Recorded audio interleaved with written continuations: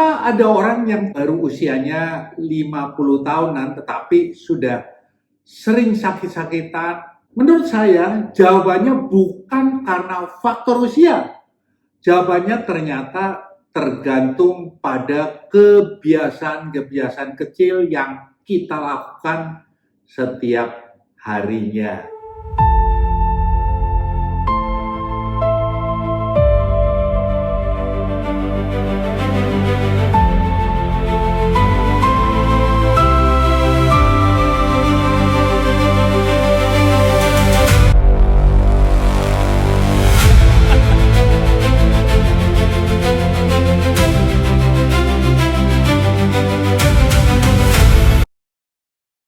Halo sahabat-sahabatku semua, selamat datang di Sehat Sampai Tua bersama saya, Gandhi Budiman. Cukup banyak orang yang mengatakan kepada saya, Pak Gandhi, hidup sehat itu ternyata sulit ya. Saya kok gagal terus menjalaninya. Bagaimana pendapat Bapak? Nah, menurut saya justru tidak. Di keluarga saya, kami hanya berusaha membangun beberapa kebiasaan-kebiasaan sederhana yang kami lakukan secara konsisten.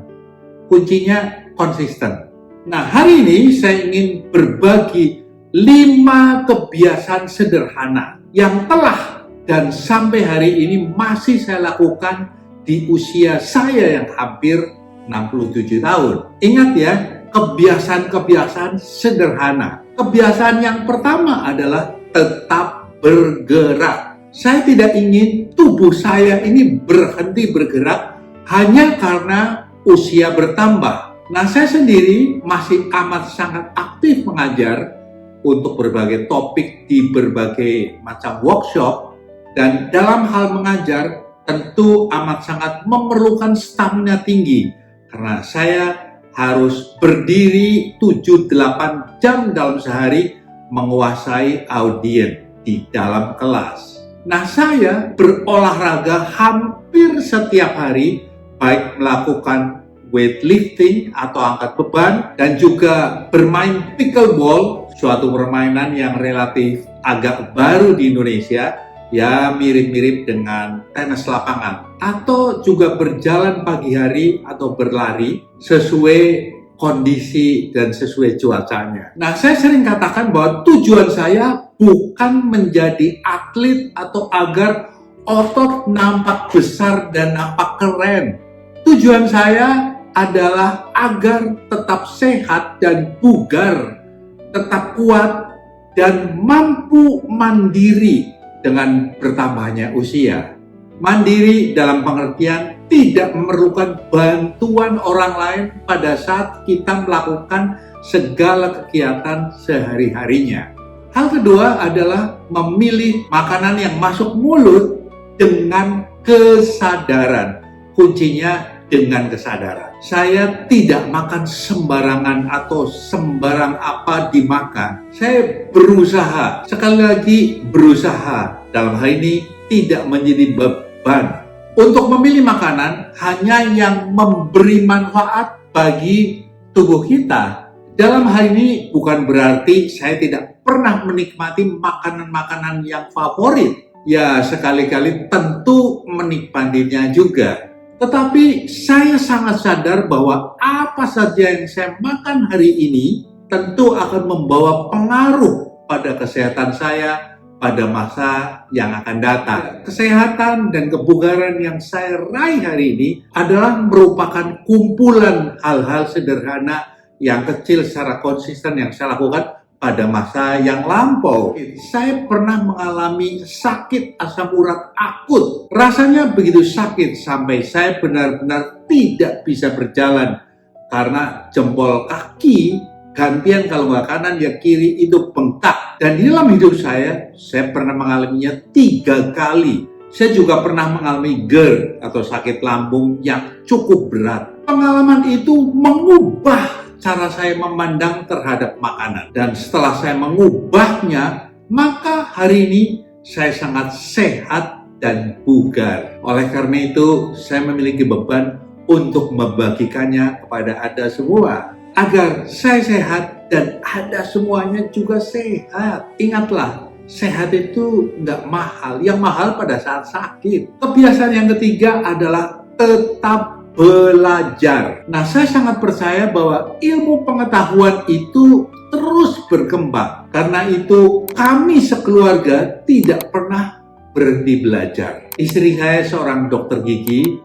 Dia amat sangat peduli dengan kesehatan keluarga. Dia sendiri terus belajar tanpa henti dan mengimplementasikannya kepada keluarga. Banyak sekali perubahan pola makan di keluarga justru terjadi setelah terus belajar dari referensi yang dapat dipercaya. Maksud saya bukan sedang menggurui, tetapi saya ingin menyampaikan bahwa jangan pernah berhenti belajar. Karena selain memperoleh pengetahuan baru, kita juga sedang mencegah kepikunan. Dengan bertambahnya usia, kita harus banyak belajar hal-hal baru, kita harus banyak berpikir agar otak kita juga terus bekerja, bukan begitu pensiun langsung banyak diam dan tidak dipakai. Setiap kali kita belajar sesuatu yang baru, otak kita juga ikut aktif bekerja. Itulah sebabnya saya percaya belajar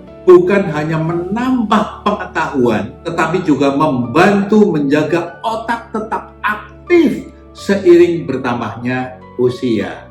Nah, kebiasaan yang keempat adalah kualitas tidur yang baik. Nah, sadarkah Anda semua bahwa pada saat kita tidur malam, tubuh ini mengalihkan energinya untuk fokus pada pemulihan dan perbaikan sel-sel secara intensif. Sel-sel tubuh melakukan proses regenerasi dengan memproduksi hormon pertumbuhan atau yang disebut growth hormone. Waktu tidur malam yang baik adalah 6-7 jam. Selain waktu, juga perlu diperhatikan kualitas tidur. Lah, dalam hal kualitas tidur yang paling mudah kita lihat adalah tidur secara pulas. Dalam hal ini, bangun untuk keperluan kita ke kamar mandi, ya maksimum 2 kali lah. Begitu kembali tidur, bisa dengan mudah kita tidur dan pulas lagi. Kebiasaan kelima adalah menjaga hubungan dengan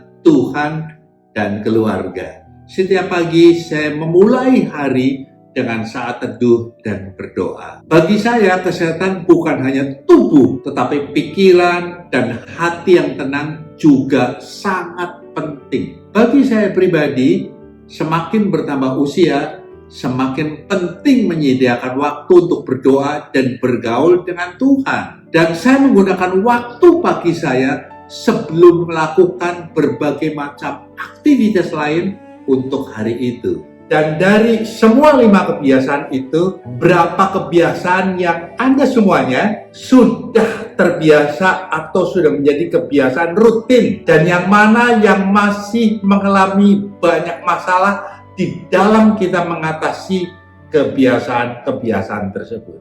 Silakan Anda semuanya tulis komentarnya ya, karena saya sangat suka membaca dan pasti saya sendiri akan memberikan respon untuk semua komentar yang masuk. Menurut saya, kesehatan dibangun dengan terjadinya kesadaran dan mulai melakukan perubahan-perubahan kecil, dan perubahan-perubahan tersebut karena secara konsisten dilakukan, maka terbentuk habit baru.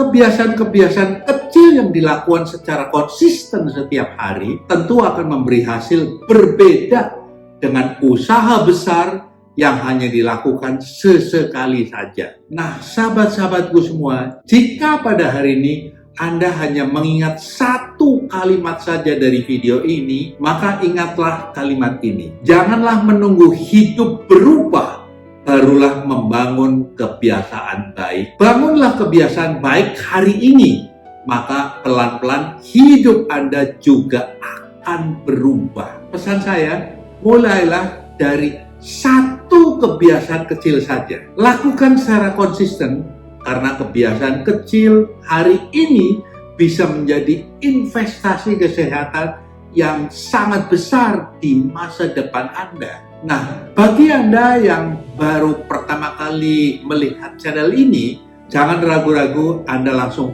klik subscribe, karena channel ini akan secara konsisten membagikan hal-hal baru mengenai kesehatan 2 kali seminggu setiap hari Rabu dan Sabtu. Dan juga jangan lupa klik like dan langsung lakukan share kepada teman-teman, tentu sahabat-sahabat, keluarga, agar saya sehat, Anda sehat, dan seluruh keluarga sehat, dan teman-teman Anda juga semuanya sehat.